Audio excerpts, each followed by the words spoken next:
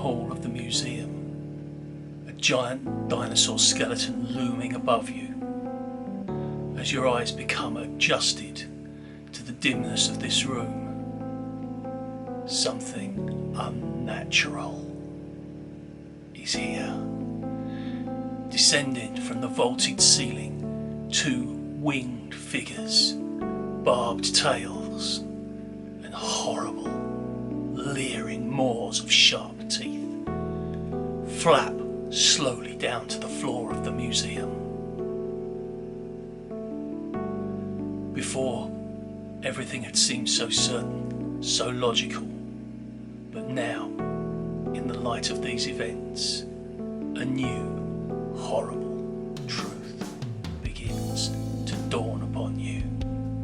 Hi there, I'm Neil, also known as the Hairy Man, and with me today is the Great Cthulhu, destroyer of worlds, bringer of nightmares.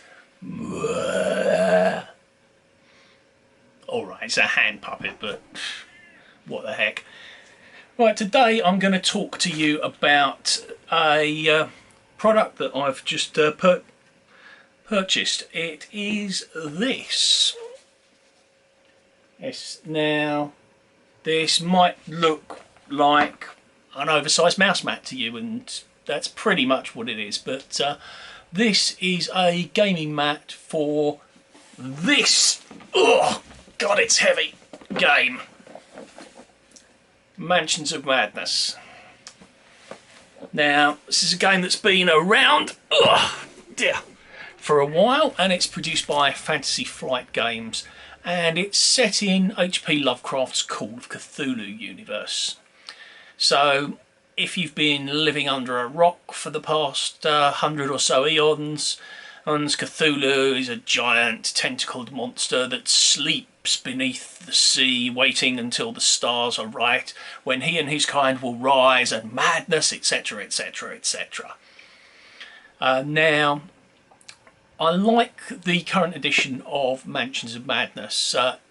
It's a cooperative board game, aimed for up to 5 players, and it works with a companion app which runs on your phone or tablet or computer. Now, players take the roles of investigators. It's set in the 1920s, so you're not going to get hackers or anything like that, but you know, you're going to get stereotypical 1920s kind of pulp characters. And they are investigating mysterious happenings in a variety of circumstances. Now, I'm fortunate enough to own pretty much, I think, every single expansion to the game, hence why I find it very difficult to pick up the box with everything in it. Now, the game itself plays by being different every time. The scenarios might be the same, but you're never going to have the same locations. It's a tile laying game in that the application randomly selects the rooms that are going to be in the particular scenario. So although you might play sort of like the introductory module Cycle of Eternity many times, you won't necessarily always have the same pieces is called upon. So you get, as with a lot of Fantasy Flight games, a lot of very high quality punch out card floor tiles. These are double-sided and are referenced by numbers, so the app will tell you put down tile number this, you know, corridor 1, and so you place that down, and it will tell you whether to use any of the other little bits to maybe cover up a door or put in a door where there wasn't one before, and you know, put down tokens for clues, etc. And the players will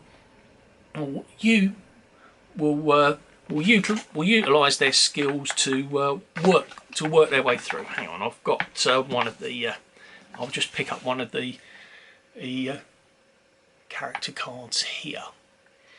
So you will use your skills to try to move through the game and try to solve the scenario.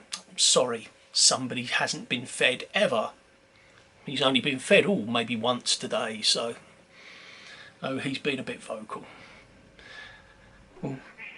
So what will happen is you will pick up objects. You will interact with effectively NPCs, non-player characters, and then you will use those skills. So you would have attributes in strength, agility, observation, lore, influence, and will.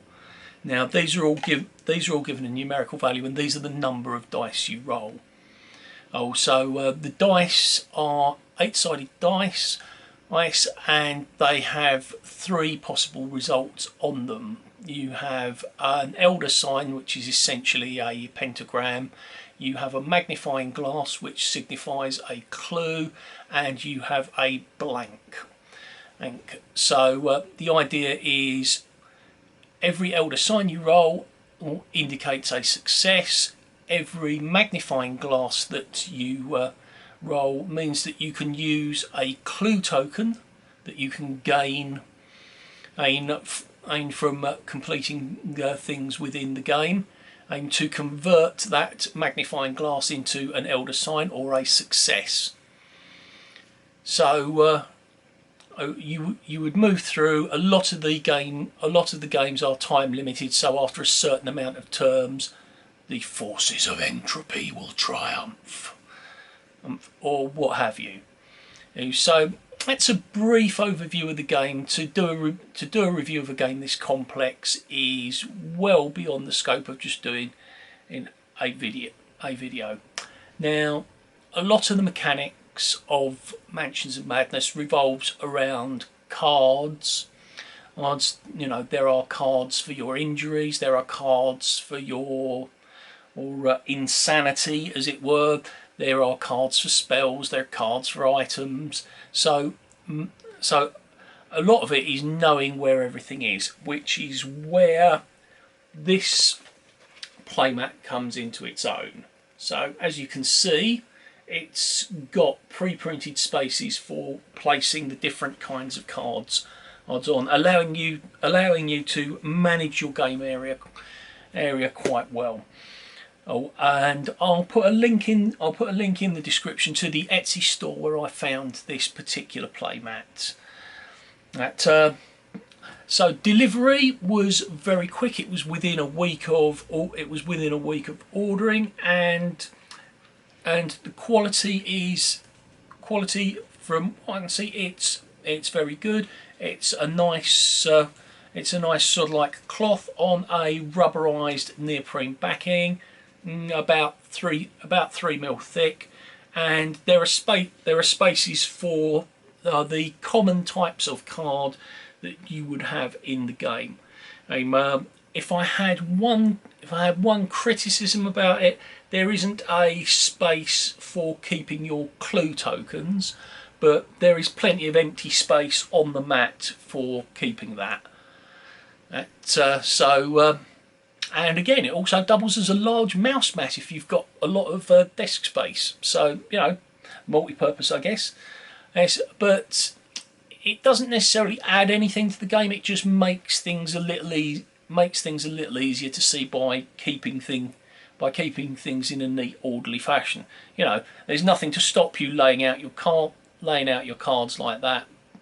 But I find that this just gives a nice, ordered way of keeping things in one place. So that's about that for the Mansions of Madness playmat. That again, and link to the provider in the description. So hope you enjoyed that. I do seem to be putting out quite a lot of videos at the moment. That's because I am currently in self-enforced isolation because someone from my housemate's walking football team tested positive for coronavirus. So we've been isolating. So you know, when you can't even do the limited things that you're allowed to do, you tend to stop procrastinating and actually get on with filming these videos. Alright, thanks a lot. Don't forget to like, share and subscribe. Hit the notification button so you never miss me rambling on, or you never miss surprise guest appearances from Thor. You never know when the cat's going to turn up. Alright, take care of yourselves everyone, and I'll see you soon.